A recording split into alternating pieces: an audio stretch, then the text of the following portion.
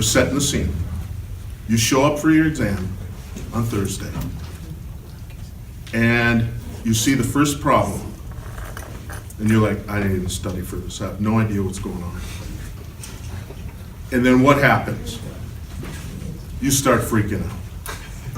And adrenaline starts pumping through your blood.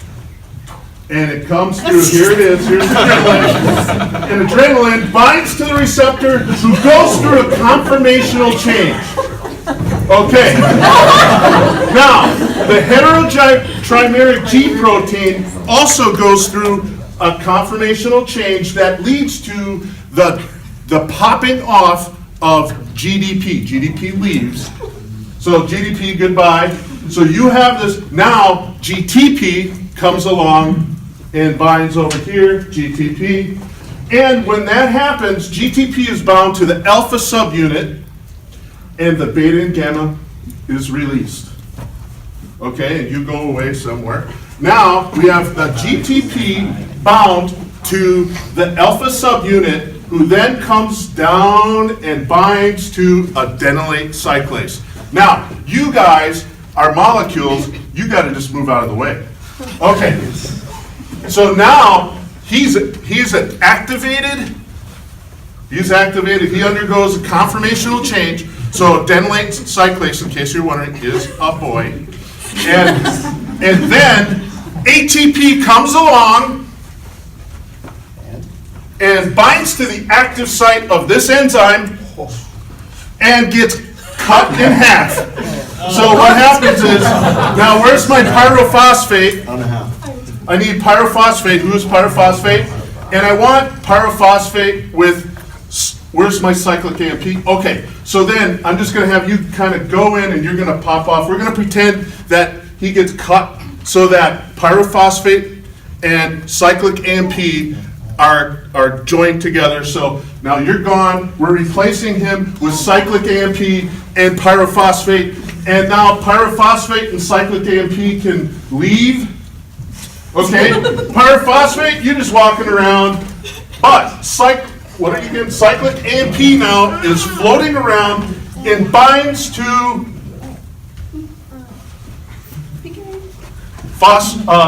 protein kinase A. Now, protein kinase A has 4 subunits. 2 are regulatory and 2 are catalytic. And when cyclic AMP binds, she splits into 4 pieces.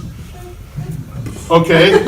So now we're going to just pretend that and so the cyclic AMP is actually bound to the regulatory subunit. So that causes the regulatory subunit to release the catalytic subunit. So now I'm going to make you a catalytic subunit, and you're going to be not just cyclic AMP, but cyclic AMP bound to the regulatory subunit. So you float off. Now you're ready to kinase.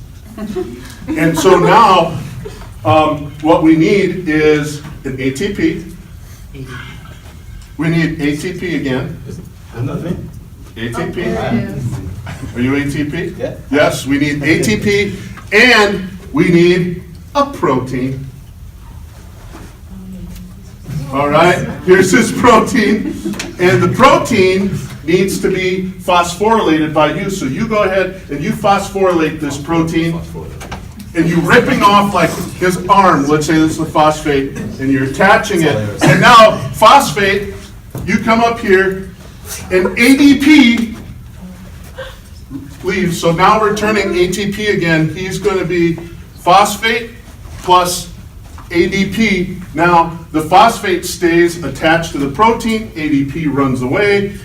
You let go because you're an enzyme, and you're now a phosphorylated protein that goes on and does metabolism that leads to the incorporation of glucose. So your body needs to be able to turn off this signal. So now we're going to investigate the turning off the signal. Phosphodiesterase takes cyclic AMP. And why don't you do this so you're cyclic. Okay. And cleaves the cyclic AMP. It turns it into regular AMP. So now AMP is formed. Thank you, AMP. And so that cuts the cyclic AMP signal. Now I need, did we have a GDP? Oh, that's me. Okay, GDP. All right. So GDP is still floating around. You're not GDP yet. Okay. So GTP is bound to this. What is you again? Alpha. Oh, you're the alpha subunit of the heterotrimeric G protein. And so you're not only just a protein that binds to things, you're also an enzyme. And what you do as an enzyme is you cleave off the phosphate off of GTP, and what does that turn into? GDP and inorganic phosphate. So I'm going to need inorganic phosphate and yours is way more than you're a multiple role person. So now we're going to go ahead, you get cleaved, you get cleaved, you leave, and now you guys are bound. But as what happens with enzymes release their products. So you leave, but you stay. Now you change, this is GDP bound to the alpha subunit. Now I need the other subunits to come back. When GDP is bound, now they form the heterotrimeric G protein again that reassociates with the receptor. And as long as no more adrenaline is being done, now we're back to a resting state. Now, the thing to keep in mind, and this, I can point out the things where I see people get messed up. The first step is the heterotrimeric G proteins is that GDP is released. It is not converted to GTP. Sometimes people think that, but it's not how it goes. Conformational changes happen, release the GDP, then that leads to GTP binding to the alpha subunit. Beta and gamma are removed. Okay, come back. You associate here. We're not going through the whole thing. We're just gonna, you come over here and reassociate with the adenylate kinase, which gets activated. And then you snip the phosphate from the GTP, so I need GDP and phosphate again. Okay?